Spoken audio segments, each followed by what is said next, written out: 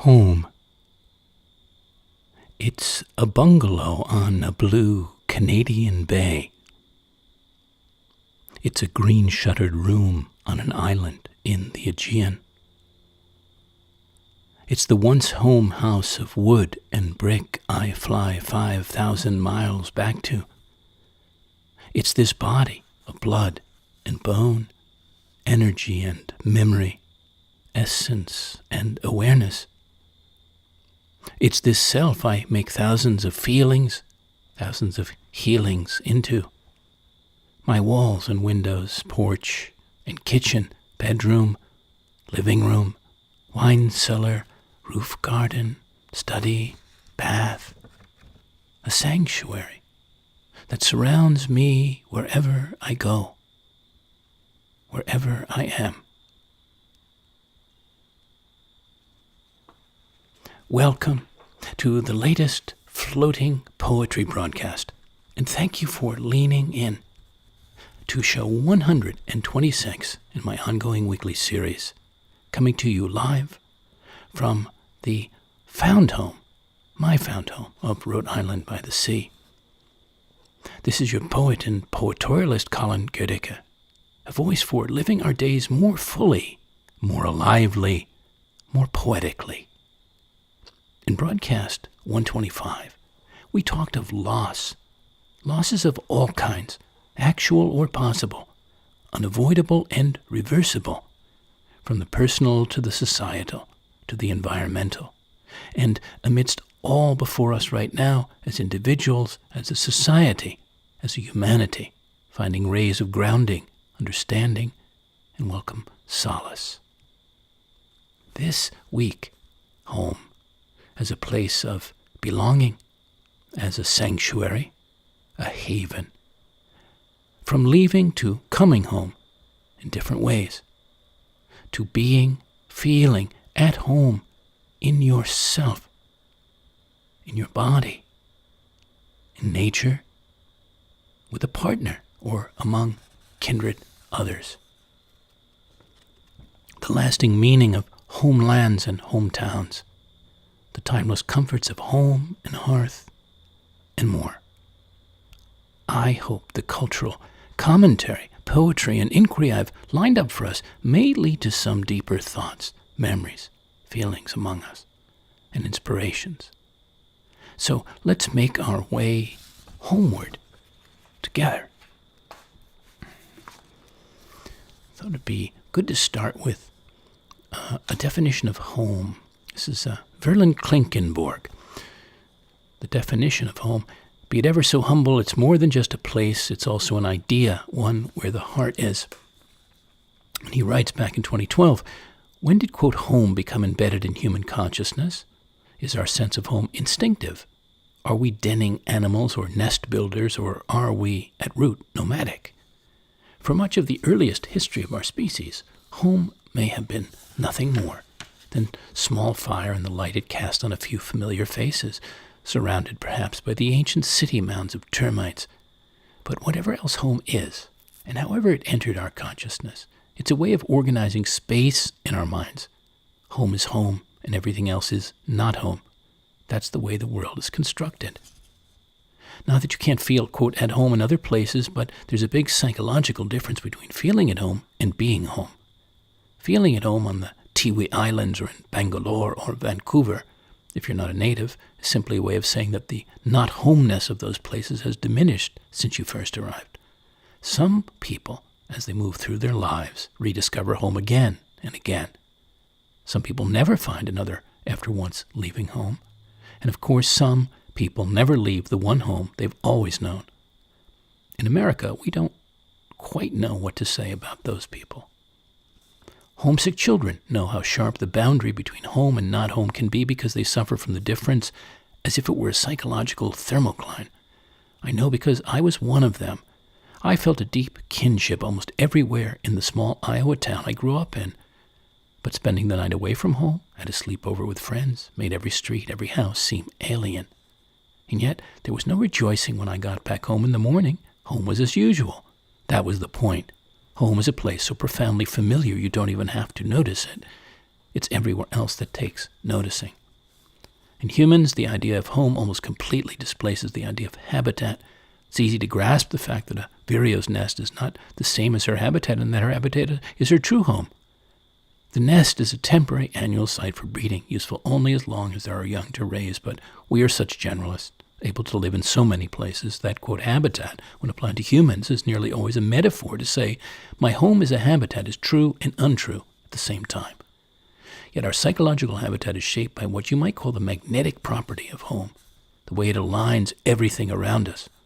Perhaps you remember a moment coming home from a trip when the house you call home looked for a moment like just another house on a street full of houses. For a fraction of a second, you could see your home as a stranger might see it. But then the illusion faded and your house became home again. That, I think, is one of the most basic meanings of home, a place we can never see with a stranger's eyes for more than a moment. And there's something more. When my father died, my brothers and sisters and I went back to his house where he'd lived alone. It wasn't only his absence we felt. It was as though something had vanished from every object in the house. They had in fact become merely objects. The person whose heart and mind could bind them into a single thing, a home, had gone. Thank you. Berlin Klinkenborg, wonderful writer. Here's a poem by William Stafford, One Home. Mine was a Midwest home. You can keep your world. Plain black hats rode the thoughts that made our code. We sang hymns in the house. The roof was near God. The light bulb that hung in the pantry made a wan light, but we could read by it the names of preserves. Outside, the buffalo grass and the wind in the night. A wildcat sprang at Grandpa on the 4th of July when he was cutting plum bushes for fuel before Indians pulled the West over the edge of the sky. To anyone who looked at us, we said, my friend. Liking the cut of a thought, we could say hello, but plain black hats rode the thoughts that made our code. The sun was over our town. It was like a blade. Kicking cottonwood leaves, we ran toward storms. Wherever we looked, the land would hold us up. William Stafford, One Home. That's from his collection, The Way It Is. It's a beautiful collection. If you don't have it, know it, would like to know it. It's a poem of mine from Central Park West, New York City, April 2001.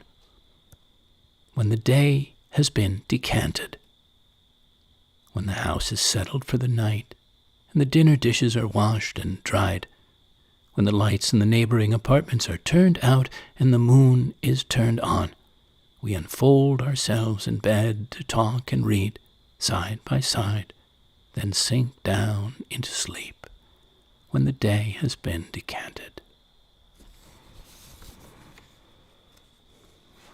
It's another one of mine, but this is from Cobble Hill, Brooklyn, spring of 2016, while I was a poet in residence there. One of, actually 4 times I was a poet in residence there, quite joyfully, at 249 DeGraw Street. A renovated church, once a Lutheran church from the early 1900s. This is called Gardner 249. The recent Manhattan to woodland man, known for his love of nature and nurturing, here in the gentler wilds of Brooklyn to tend for a while a sanctuary of flora and auras. One of a long line of gardeners passing through this living space, gardening inside this sacred space, where trees stand and spread their green, where only trees stood by the forestful centuries ago, spiring and aspiring under the native sun.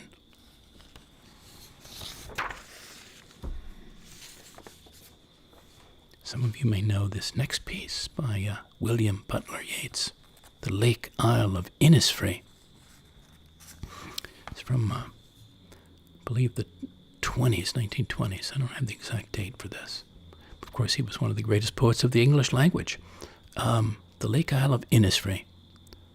I will arise and go now, and go to Innisfree, and a small cabin build there, of clay and wattles made.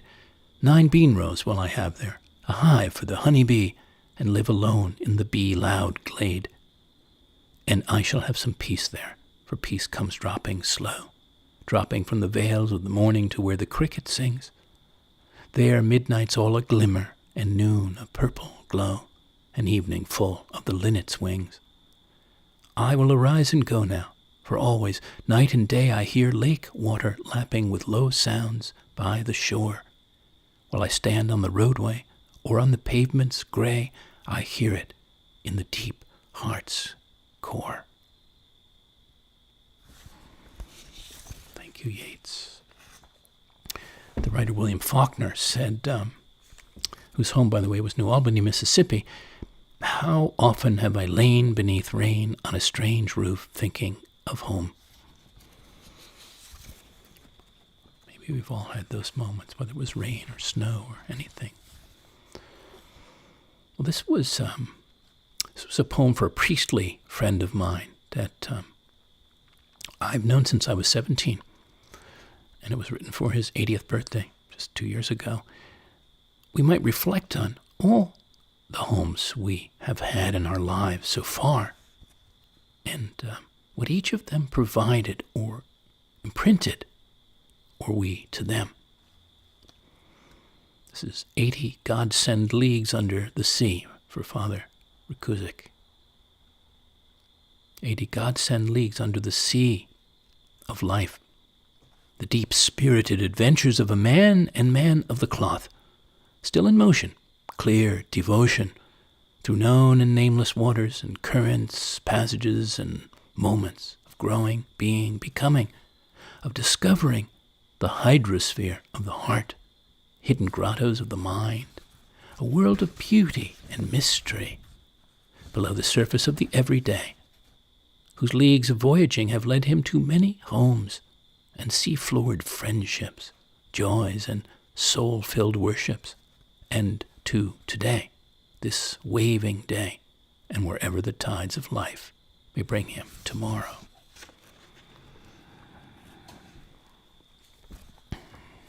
From poets.org, this is the preface to a set of poems. I'm going to share one of those poems about the home. This is the lead-in that they have. The home in poetry can be a mythic, imagined place, the location of childhood memories, or the brick and mortar remainder of a broken relationship. It can represent the proverbial, quote, room of one's own, the simple pleasures of eating and gardening, or hold the drudgery of chores. In the 1965 collection About the House by W.H. Auden, the home becomes an extension of the self. The poems explore both the physical rooms as well as their metaphoric counterparts, the bathroom, bedroom, kitchen, basement, and attic, along with the sex, fear, and safety these rooms hold.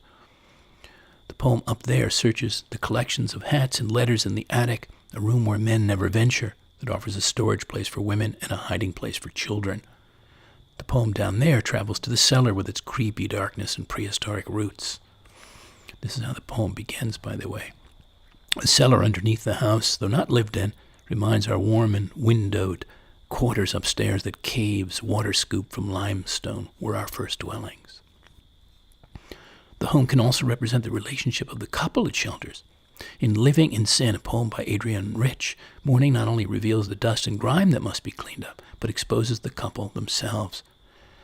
Konstantin Cavafy, in his poem, recalls an apartment he once shared with a lover.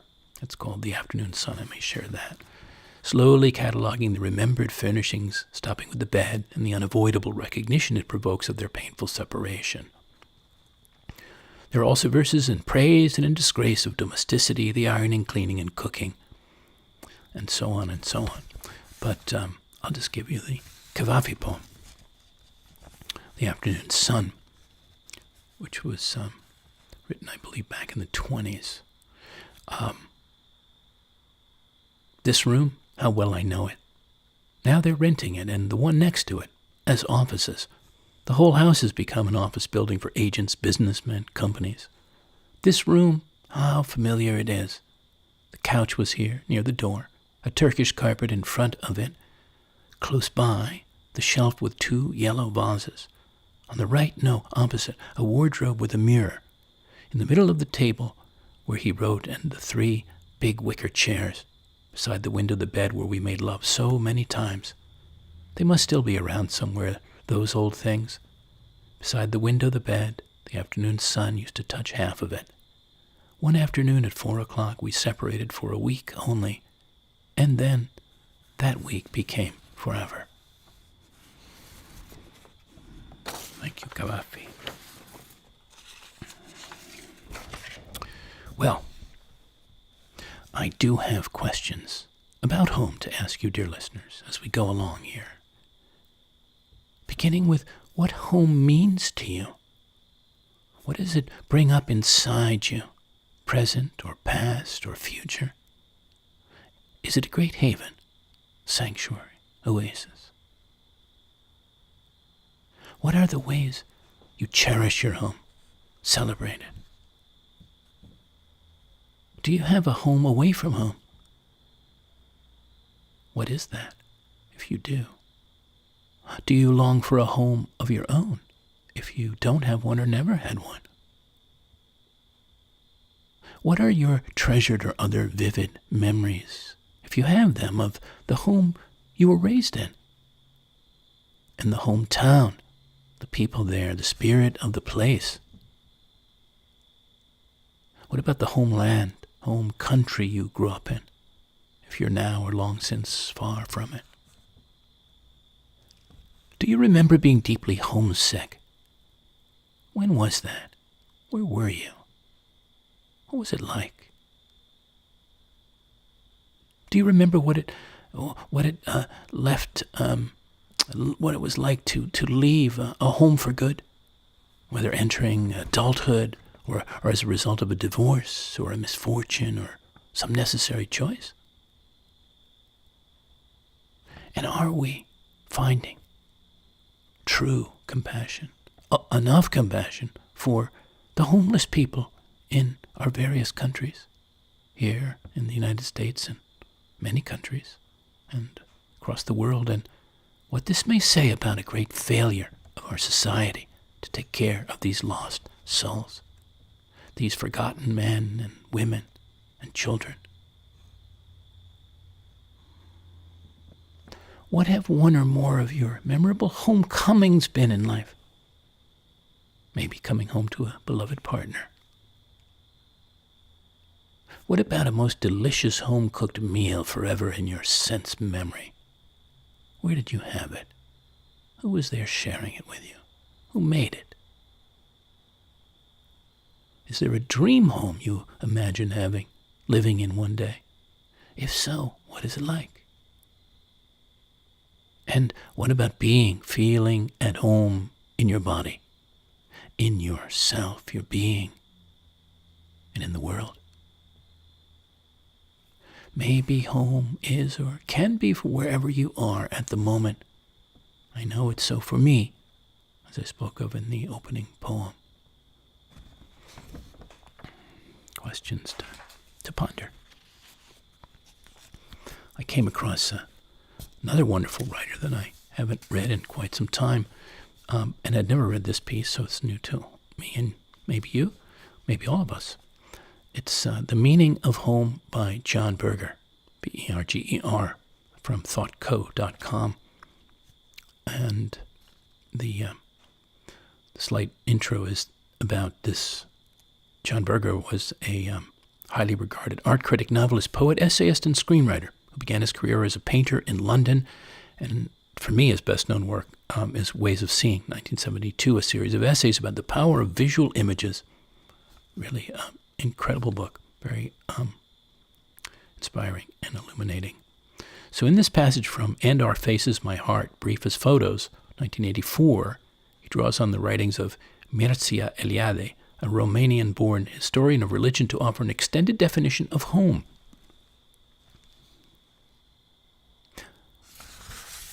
I'm just going to give you one passage from that. It's a little longer and it's interesting. Originally, home meant the center of the world, not in a geographical, but in an ontological sense. Mircea Eliade has demonstrated how the home was the place from which the world could be founded. A home was established, as he says, quote, at the heart of the real. In traditional societies, everything that made sense of the world was real. The surrounding chaos existed and was threatening, but it was threatening because it was unreal. Without a home at the center of the real, one was not only shelterless, but also lost in non-being, in unreality. Without a home, everything was fragmentation. Home was the center of the world because it was the place where a vertical line crossed with a horizontal one. The vertical line was a path leading upward to the sky and downward to the underworld. The horizontal line represented the traffic of the world, all the possible roads leading across the earth to other places. Thus, at home, one was nearest to the gods in the sky and to the dead of the underworld. This nearness promised access to both, and at the same time, one was at the starting point and, hopefully, the returning point of all terrestrial journeys. Thank you, John Berger. And from PsychCentral.com, the emotional meaning of home. I thought this was very interesting. I had not read this either until I was doing research for us. Our homes are more than financial assets. They have deep emotional meaning. For those fortunate enough to have grown up in houses owned by our parents, they were the backdrop for our childhood memories, the places we played and argued and hung our artwork and marked the door jamb with pencil lines as we grew taller. For better or worse, the houses of our childhoods represented to many of us a good measure of the success our parents had attained, an outward expression of how hard work had paid off in comfort and safety and the respect of the community. The lawn got cut, the paint got freshened up, maybe a pool got added out back.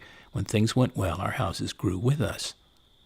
With the home foreclosure rate in America skyrocketing, our economic conditions translate into a true public health concern. Losing one's home can feel like losing one's self. Those being foreclosed upon can feel they have let down their families, have been exposed as failures in the eyes of the community, and that the road back to stability is too full of twists and turns to even begin to think about navigating it. Food for thought for us.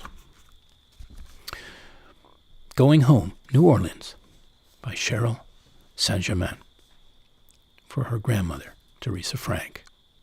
Some slow evenings when the light hangs late and stubborn in the sky, gives itself up to darkness slowly and deliberately. Slow cloud after slow cloud. Slowness enters me like something familiar, and it feels like going home.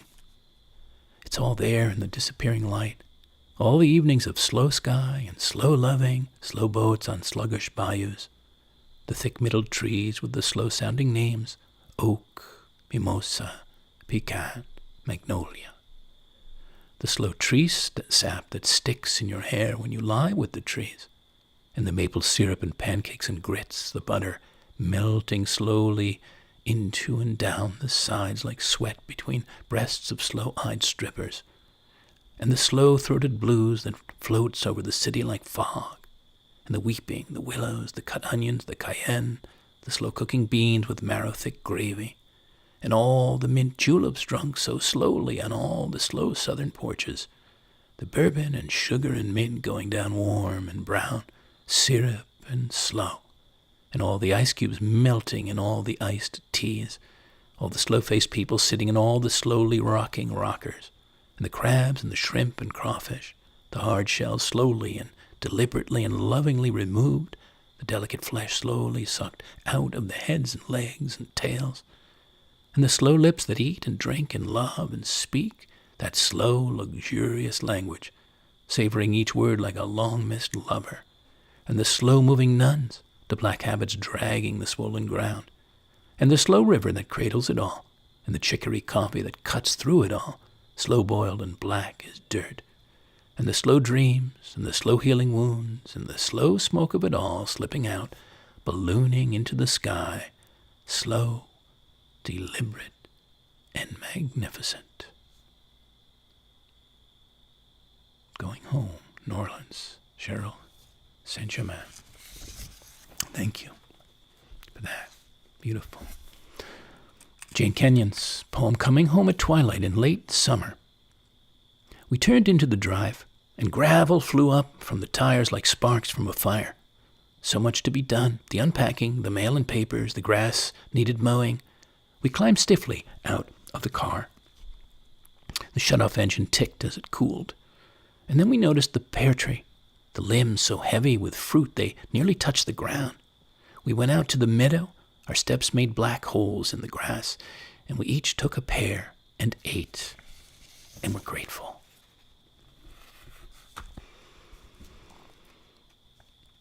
Homecoming by Keith Althaus, Althaus, Althaus.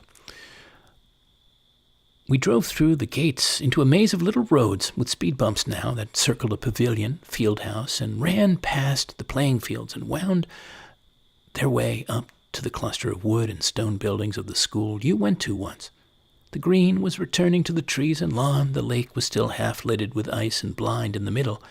There was nobody around except a few cars in front of the administration. It must have been spring break. We left without ever getting out of the car. You were quiet that night. The next day, the way after heavy rain that the earth cannot absorb. The water lies in pools in unexpected places for days until it disappears. Thank you, Keith Althaus. Rebecca Solnit has some interesting things to share through me to you. This is from her essays in the collection, The Encyclopedia of Trouble and Spaciousness. How about that for a title? Admiring houses from the outside is often about imagining entering them, living in them, having a calmer, more harmonious, deeper life. Buildings become theaters and fortresses for private life and inward thought, and buying and decorating is so much easier than living or thinking according to those ideals. Thus, the dream of a house can be the eternally postponed preliminary step to taking up the lives we wish we were living. Houses are cluttered with wishes, the invisible furniture on which we keep bruising our shins until they become an end in themselves. As a new mansion did for the wealthy woman I watch fret over the right color of the infinity-edge tiles of her new pool on the edge of the sea, as though this shade of blue could provide the serenity that would be dashed by that slightly more turquoise version, as though it could all come from the ceramic tile suppliers, as though it all lay in the colors and the getting. The house is the stage set for the drama we hope our lives will be or become, and it's much easier to decorate the set than to control the drama or even find the right actors or even any actors at all. Thus, the hankering for houses is often desire for a life, and the fervency with which we pursue them is the hope that everything will be all right, that we will be loved, that we will not be alone, that we will stop quarreling or needing to run away, that our lives will be measured, gracious, ordered, coherent, safe. Houses are vessels of desire, but so much of that desire is not for the physical artifact itself. Maybe we all dream of being God.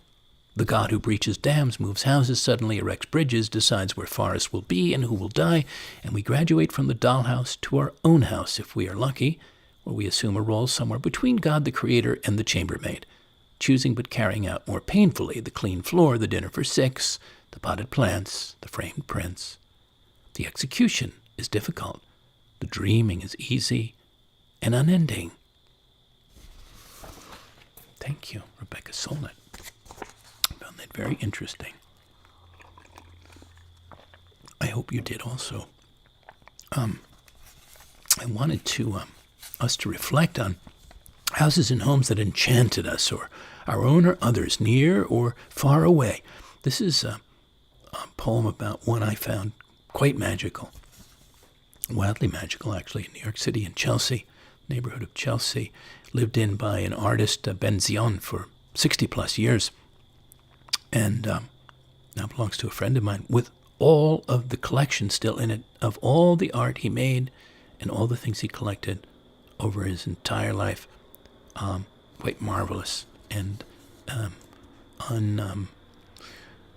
irreplaceable, but you couldn't possibly replicate it if you saw it beyond your imagination.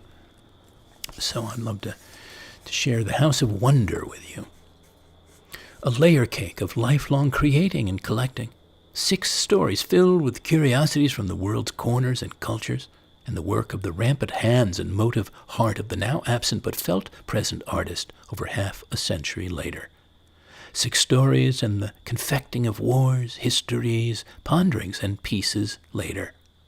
Frosted with iron and oil paint, stones and poetry, fabrics and relics. A house of never-ending wonder, hidden so quietly, so stillly, amid the rush and thunder of the surrounding city. An undiscovered creation, a kind of prestidigitation floating here, brimming with buried treasures, all waiting to be found. House of wonder.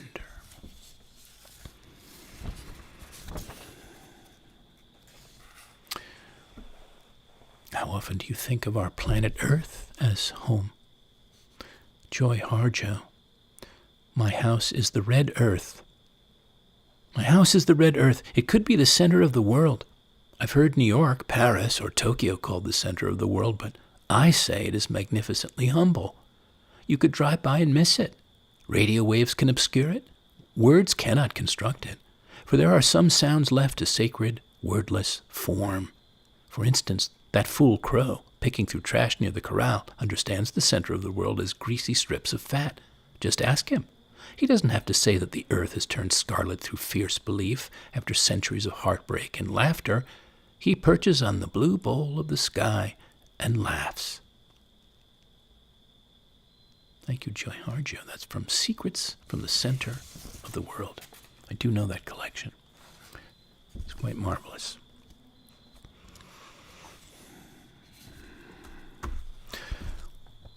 What about places of home in nature and in spirit? Here's David White's beautiful, thoughtful poem, The Shapes of the World. Stooped low on the beach, gathering firewood, round, bleached, and shaped by a gracious weather, I find the eye of mythical totems, the shapes of fish and orcas' fins. My friend tends the fish, I tend the fire. Slowly the fish fries in its round black pan. Beneath, the innumerable shapes of other fish, salted by many years, burn blue and red and yellow. Our two kayaks are turned on a gravel beach, steel gray light on their upturned bows, while wood smoke drifts out beyond them, smudging the islands guarding the cove. Through those small islands we coasted, skirting the wild weather, chasing our sterns. And I remember that as we struck gravel, I felt the shape of things to come. It was as if I remembered how all things fit one to another, and the sound of gravel was the sound of home. And at the place where water meets land, I could meet all things. On the cold beach, we made a nest, a tent shadowed by trees, a small fire, a place to sit, the pure silence of honest work, twigs cracking in the moist air. Above us, the young eagle circled, seeking a glimmer in the sea. The waves murmured on the beach, the gravel's voice rising and falling. When we find a home like this, it must be that the old ones come by, join us on the rough log seats, throw their arms round our shoulders, speak lovingly of the eagle, laugh between mouthfuls of fish, tell us to go back, tell the old stories, how the shapes of the world can speak. Thank you so much, David White.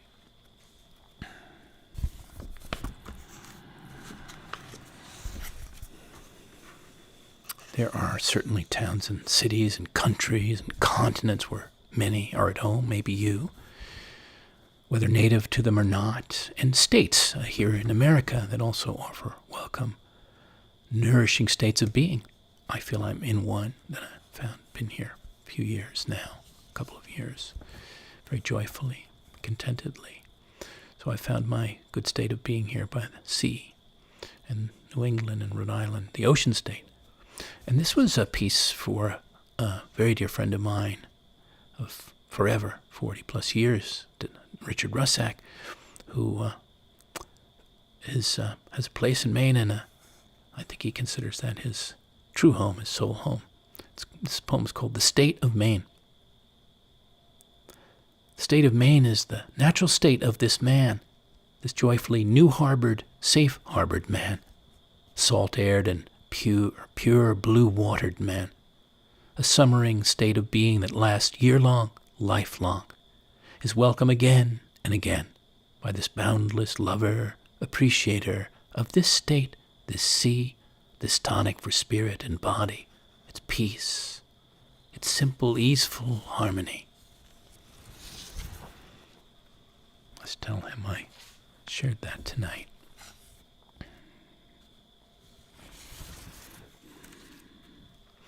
When was the last time you paused to deepen into the home of your wordless self, your native self? Being in the heart of the forest, the jungle, of darkness, of yourself.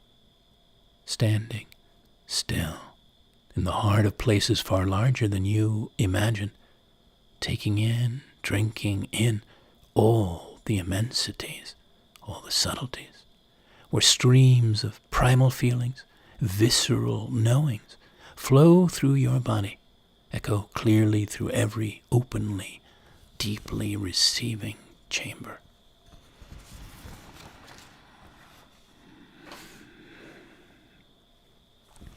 Well, our man David White also had something else to say about belonging and how to be at home in yourself.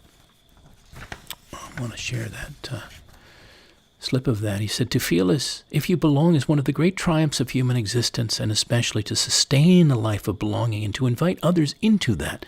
But it's interesting to think that our sense of slight woundedness around not belonging is actually one of our core competencies. That though the crow is just itself, and the stone is just itself, and the mountain is just itself, and the cloud and the sky is just itself, we are the one part of creation that knows what it's like to live in exile, and that the ability to turn your face toward home is one of the great human endeavors and the great human stories.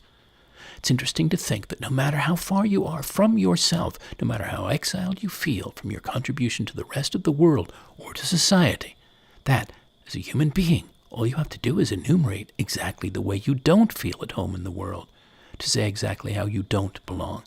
And the moment you've uttered the exact dimensionality of your exile, you're already taking the path back to the way, back to the place you should be. You're already on your way home.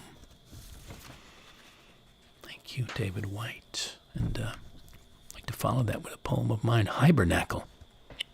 A sanctuary for one embering spirit, out of public view, other people's reach, a sacred inner place where fresh bread and honest wine for the soul are kept, to nourish it whenever more nourishment, more replenishment is needed.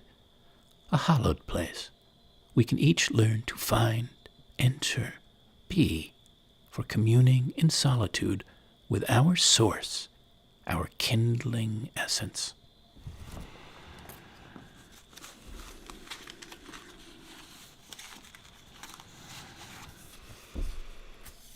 Henry Nguyen has this quote, your body needs to be held and to hold, to be touched and to touch.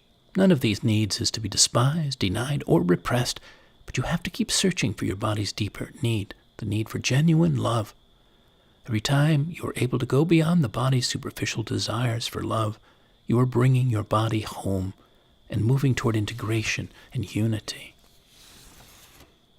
Thank you, Henri Nguyen. Here's a piece of mine from 2017 from the South Fork of Long Island. This heart deserves a good home with another good heart, another deep heart, one ready and free-willing to share, to be all there, all clear, to dive and soar, feel together, dream and float together, be at home together, through the sunlight, the twilight, and moonlight hours of living.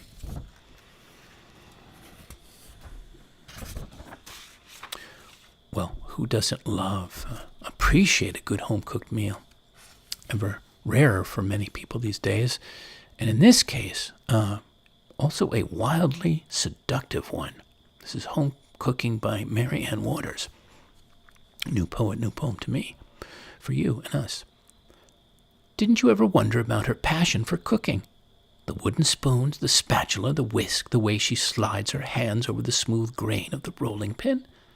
All the jellies, the oils, the fragrance, the abundance from her warm oven, the little bottles with their corked mouths.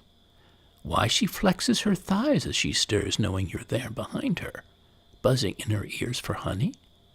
At night she dreams you into her kitchen to prepare you for a snack. She's naked, raw, she explains, except for a violet apron sheer as her intent. She wants you tender and seasoned, basted in butter, the apple silencing your words, your limbs tucked in trust to your sides. But of course she'll never say that. Instead, she'll take stock of her shelves and say, "Are you hungry, dear?" She'll say, "What would you like to eat?" I like that. I like that. I like the imagery of that. And the poem. Thank you, Marianne Waters. Amidst all the literal tending of our homes, I was contemplating the figurative tending, important that we do, I feel. And one June day in Sag Harbor, New York, came this piece, housekeeping. Keeping up the house of the being, straightening and polishing the furniture of the body, sweeping clean the gathered dust of the mind, freshly making the bed of the heart, preparing nourishing food for the soul. I'll bet all of us know the next line by Bob Dylan from the famous song, these famous lines. How does it feel to be without a home, like a complete unknown, like a rolling stone?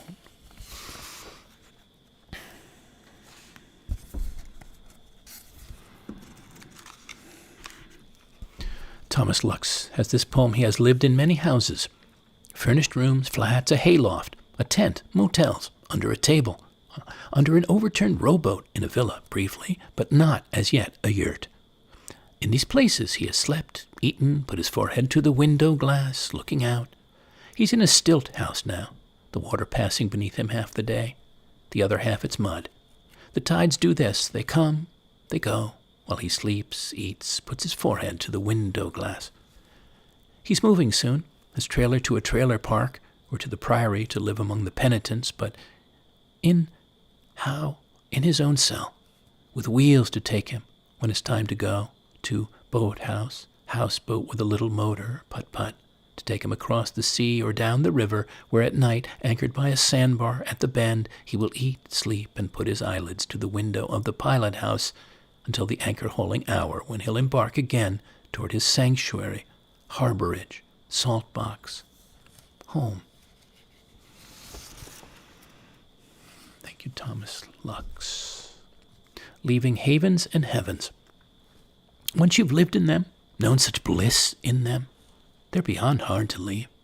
The haven of a beloved home, the heaven of a beloved's arms, those rarefied places where your heart and soul, whole body and mind belong, can nest, feel at peace, find ease, deeply rest.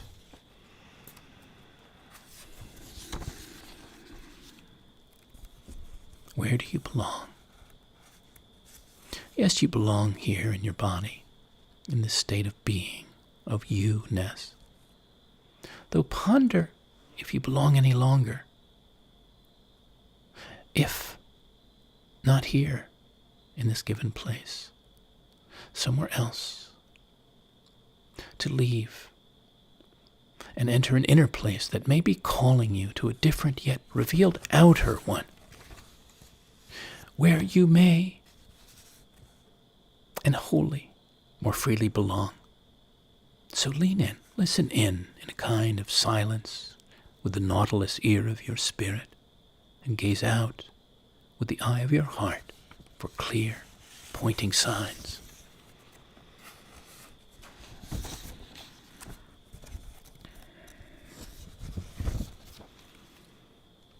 Those comforts we find in a home, that countless people have found through all time, not least the comfort of the hearth, literal and emotional and imaginal comfort. The hearth, the old oven in the cold night kitchen whose wide mouth I open to warm my chilled hands as I cook a simple supper, sip a humble glass of wine, I feel sure the same kind of comfort others through time, farmers to storytellers, hermits and wayfarers, felt around the good fortune of a sheltered fire and the promise of body-filling food on a deep winter's eve by a welcomely glowing hearth.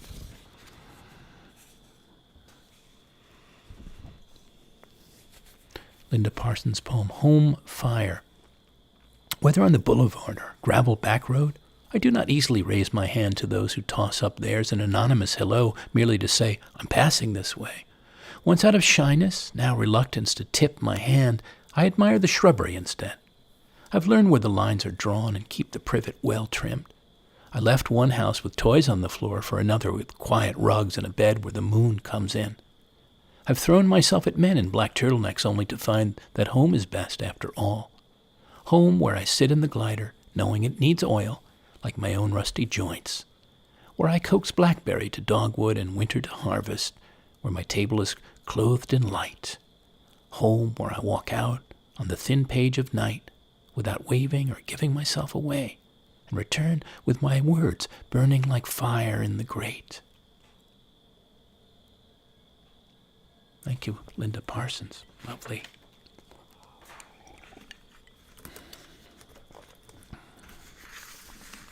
I had another poem by David White, but I'd like you to read it sometime if you're interested. I've read it many times myself and to others, and I think on one or two other programs. It's called What I Must Tell Myself.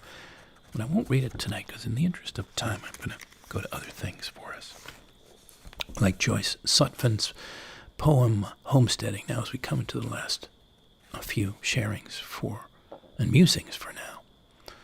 Homesteading. Long ago, I settled on this peace of mind, clearing a spot for memory, making a road so that the future could come and go, building a house of possibility. I came across the prairie with only my wagon load of words, fragile stories packed in sawdust. I had to learn how to press a thought like seed into the ground. I had to learn to speak with a hammer, how to hit the nail straight on. When I took up the reins behind the plow, I felt the land threading through me, stitching me into place. Thank you, Joyce Sutphin. Thank you.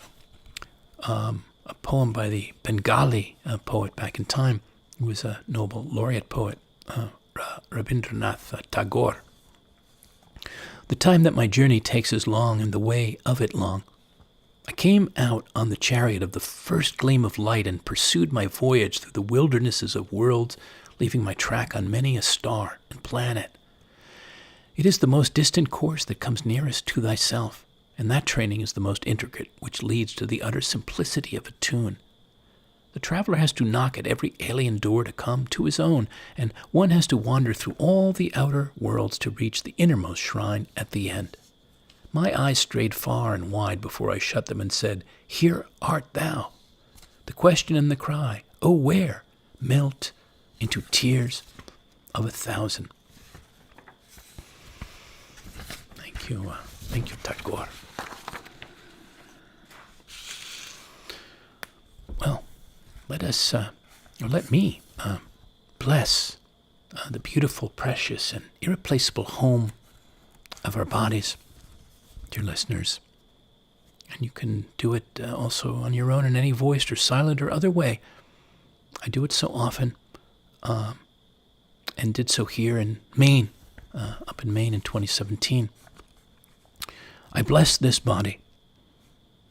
While the town sleeps and dreams behind me, and pined islands lay silently, invisibly off the salt-tongued shore, I rise, bare-bodied, from my warm bed out into the cool, falling rain, to bless this being of flesh and bone, heart and soul, to feel the wildness of nature.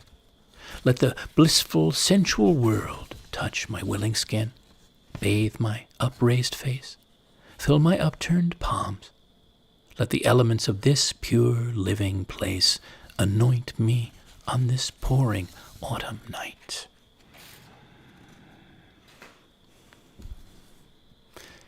And a blessing, too, on your house, home, wherever it is, whatever you call home, from castle to cabin, and everything in between, on the making of your oasis. May the oasis you create be a place of strong-beamed heart you're glad and grateful to live in, breathe and behold yourself in, be gracefully embraced by. Be a home you feel truly and deeply at home in. May you make it each day, all seasons, a home of clear spirit, so spirit can clearly enter. A home of good health, so well-being will dwell there. May you fill it with pure joy, so joy nests with bright-colored feathers, jubilant song in every room, on every sill, under every eave. May you, as the oasis maker and householder, as its tender inhabiter, love and bring your love to all the times and dreams you enter here. Appreciate the comfort and solace your body and soul find and feel here. Savor the memories and harmonies, great and small, you create here that will resonate inside its walls. And may you never cease celebrating the precious, gracious life you get to have and share with other hearts and spirits in this home, your house of being, your oasis of becoming, a whole-souled place of belonging.